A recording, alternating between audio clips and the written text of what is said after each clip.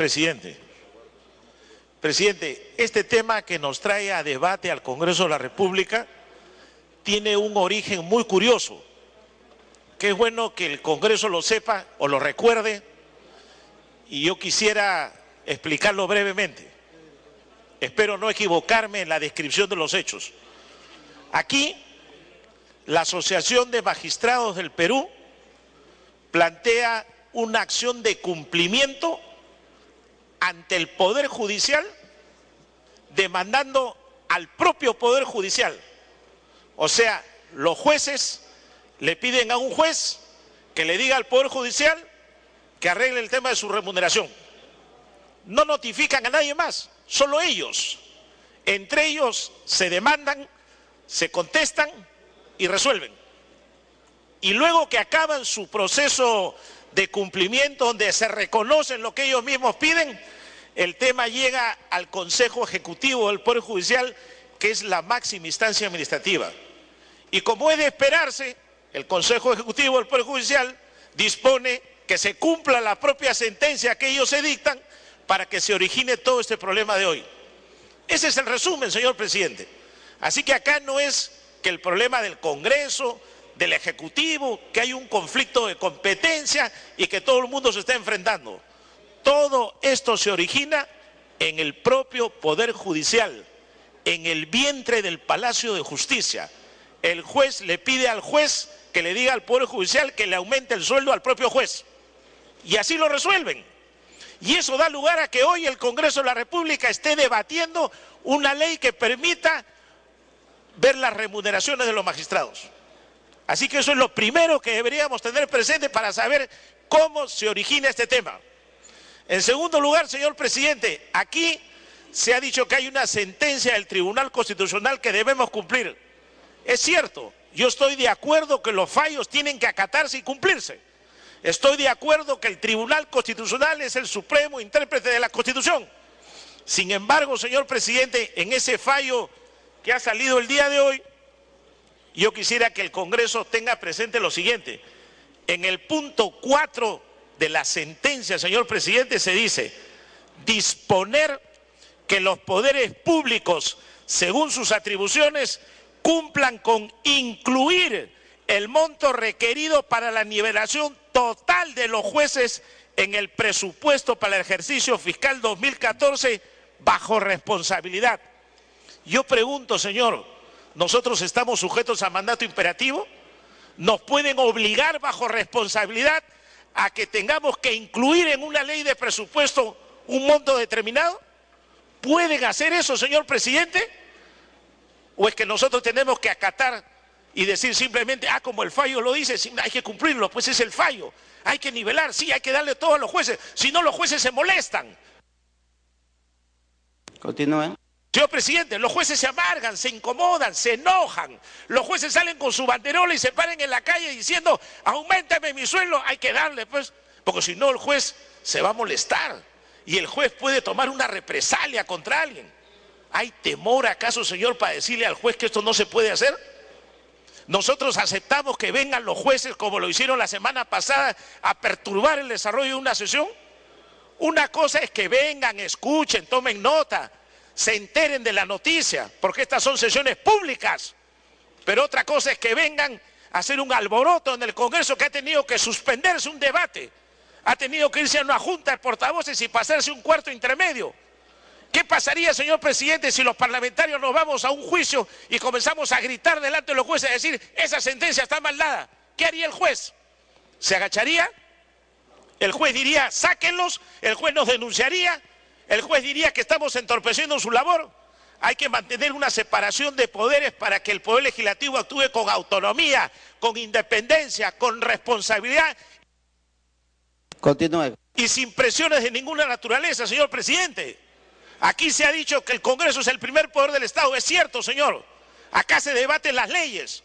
Los presupuestos vienen con proyectos originados del Ejecutivo, que es el único que tiene iniciativa de gasto, salvo la excepción que establece en la ley de presupuesto, donde los congresistas sí podemos incluir algunos artículos que contengan gasto. Es la única excepción, señor. Pero no puede venir nadie a ordenarnos que en la ley del presupuesto incluyamos un tema bajo responsabilidad. Eso es inaceptable, señor presidente. Ese es el primer punto de partida que debemos tener en el Congreso. Si no nos hacemos respetar, señor, ¿de qué vale que digamos las cosas como deben ser si nosotros no nos vamos a hacer respetar como poder del Estado? Una cosa distinta sería que el tribunal exhorte, recomiende, sugiera que en el debate se ponga un tema.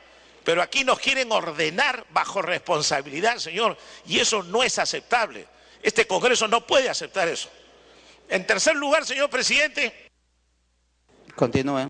Presidente, alguien dijo en este debate de que acá había una vacatio para cumplir la sentencia hasta el 20 de diciembre. Eso no es cierto, señor, porque esa vacatio forma parte de un voto singular de un magistrado. Pero la sentencia, que es la que lleva la firma de varios magistrados, no habla de que la norma o que la sentencia entraría en vigencia el 20 de diciembre. Eso es un error. Eso es que lo dice alguien que de repente nunca ha litigado, no ha leído una sentencia, o que no conoce lo que es una sentencia del Tribunal Constitucional. El voto singular puede decir lo que quiera, pero lo que manda es la sentencia, la que tiene las firmas. Y esa sentencia no habla del 20 de diciembre.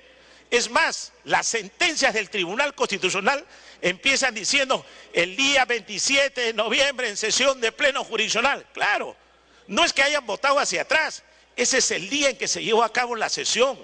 Y siempre en las sentencias aparece esa fecha. Lo pueden votar después, lo pueden firmar después. Continúe con... Pero siempre en el encabezamiento, señor presidente, va la fecha del día en que se llevó a cabo la sesión del pleno jurisdiccional con el nombre de los magistrados que participaron. Y los votos que mandan son donde está la sentencia en la que firman los magistrados, no los votos singulares, señor presidente. Eso era bueno precisarlo porque aquí se ha hablado de que el 20 de diciembre, de que la fecha es otra. Eso no existe. Eso es una referencia de un voto singular que algunos lo podrán tomar en cuenta, pero en realidad eso no tiene valor. Por tal razón, señor presidente, yo creo que este es un tema muy delicado. Este es un tema que no puede pasar por alto simplemente decir hay que aumentarle a los jueces y punto. Acá, señor, se está viendo las escalas que está ofreciendo el Ejecutivo. Incluso de la redacción de la norma tienen más beneficios de los que pedían. Incluso si revisamos el texto sustitutorio que se ha traído, señor presidente, tal vez habrían algunas cosas que modificar para hacer precisiones. Tal vez, digo. Creo que el presidente de la Comisión debería recoger algunas sugerencias. Culmine con él. Gracias, presidente, porque en ese texto sustitutorio incluso se habla de la comparación de los sueldos con magistrados. Se habla que solo podrían obtener beneficios cuando fallece un juez, el hijo y la cónyuge, y los herederos pueden ser más. No se puede limitar el derecho. Se habla también que cuando un juez se retire, se jubile o pierda, o cuando fallezca, le pagarán el sueldo del inmediato superior. Es necesario hacer precisiones ahí también, señor presidente, porque no hay que olvidarse que cuando un proyecto de ley viene del Ejecutivo, que viene con iniciativa de gasto, ver si nosotros podemos incrementar ese gasto o no, o solamente podemos reducirlo, o solamente podemos aprobarlo. Si nosotros no tenemos iniciativa de gasto, creo que no podríamos incrementar más gasto del que lo envíe el Ejecutivo. Así que yo sugeriría, señor presidente, como el debate está continuando, que el presidente de la Comisión de Presupuesto tome nota de algunos puntos y de repente antes de votar haga las enmiendas que sean necesarias para evitar que después se diga que esta ley no cumple los requisitos y de repente no la quieran aplicar y quieran aplicarnos lo anterior. Señor presidente, eso es lo que quisiera decir como parte del debate, como aporte para que se tenga presente y se pueda tomar una mejor decisión con autonomía, con Culmine con decir. Presidente, con autonomía, con independencia, sin ningún tipo de presiones, sin paros, ni huelgas, ni banderolas, ni comunicados de ninguna naturaleza. Y pedir, señor presidente, por intermedio del Congreso y por intermedio suyo, que los jueces vuelvan a trabajar, señor presidente. Que ya basta de huelgas blancas, señor presidente, que se declaran en sesión permanente y no hacen absolutamente nada, mientras la población está sufriendo en las calles. ¿Cuántos cientos de miles de litigantes hay que no pueden resolver sus causas? ¿Cuántos procesos penales se pueden paralizar? ¿Cuántos injustamente detenidos no pueden obtener su libertad? ¿Cuántos juicios se pueden quebrar, señor presidente? ¿Cuántas audiencias tienen que postergarse? No se puede leer el expediente, no hay notificaciones, no hay ninguna diligencia, no hay actuación. Todo porque los jueces están de huelga. ¿Qué es esto, señor presidente? Que vayan a trabajar, que vayan a asumir su responsabilidad, que vayan a cumplir con su deber de impartir justicia, respetando el debido proceso legal, sin cometer abusos, sin cometer atropellos, sin liberar delincuentes, señor presidente. Que cumplan su obligación, así como tienen coraje para pararse con una banderola, que dicten sentencia y que le expliquen al pueblo peruano por qué dictan esa sentencia. Gracias, señor. Congresista.